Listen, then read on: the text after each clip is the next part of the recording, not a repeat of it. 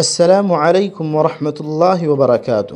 میرے پیارے بھائیوں اور بہنوں، آج ہم بات کریں گے ایک ایسی چیز کی جس کے اندر اللہ نے شفا رکھی ہے، جس کا ذکر قرآن میں آیا ہے اور جسے نبی صلی اللہ علیہ وسلم نے اپنی زندگی میں استعمال فرمایا۔ جی ہاں، ہم بات کر رہے ہیں شہد کی۔ شہد کیا ہے؟ شہد ایک قدرتی مٹھاس ہے جو اللہ کے حکم سے پھلوں کے رس سے بنتی ہے، اور جسے شہد کی مکھیاں اللہ کے حکم کے مطابق جمع کرتی ہیں۔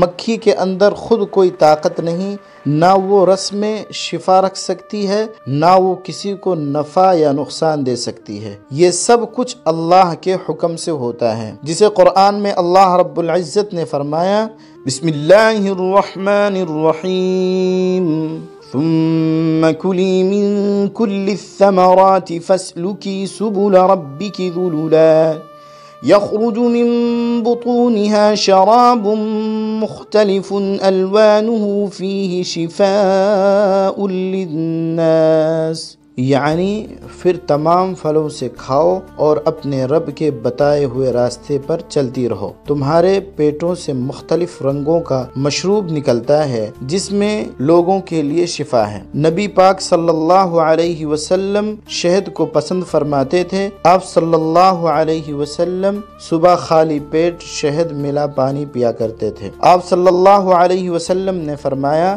شہد میں شفا ہے۔ نبی صلی اللہ علیہ وسلم نے شہد کو بیماریوں کے لیے بطور دوا بھی استعمال فرمایا اور دوسروں کو بھی اس کی تلقین کی۔ سائنس بھی گواہی دیتی ہے، اللہ کی بنائی ہوئی اس نعمت کی خوبیاں آج سائنس بھی تسلیم کرتی ہے۔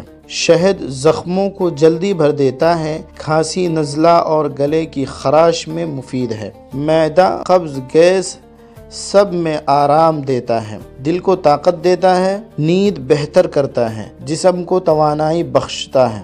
شہد کے چند آسان نسخے۔ نمبر 1، نیم گرم پانی اور شہد اور لیموں روز صبح خالی پیٹ لینے سے وزن میں کمی، جسم کی صفائی ہوتی ہے۔ نمبر 2، شہد اور دار چینی دل کے امراض، شوگر اور جوڑوں کے درد میں مفید ہے۔ نمبر 3، شہد اور زیتون کا تیل چہرے پر لگانے سے جلد نرم ہوتا ہے اور داغ دھبے کم ہوتے ہیں۔ یہ سب کچھ اللہ کی طرف سے ہے، ہم صرف اسباب اختیار کر سکتے ہیں، شفا دینا صرف اللہ کا کام ہے۔ شہد صرف ایک غذا نہیں، شہد صرف ایک غذا نہیں، یہ ایک رب کی نعمت ہے، ایک نبی صلی اللہ علیہ وسلم کی سنت ہے اور ایک روحانی خزانہ ہے۔ روزانہ ایک چمچ شہد صرف جسم کو نہیں، دل کو بھی سکون دیتا ہے۔ اللہ کا نام لے کر کھائیں اور یقین رکھیں شفا اسی کے ہاتھ میں ہے۔ اگر آپ کو یہ باتیں پسند آئیں تو ویڈیو کو لائک کریں،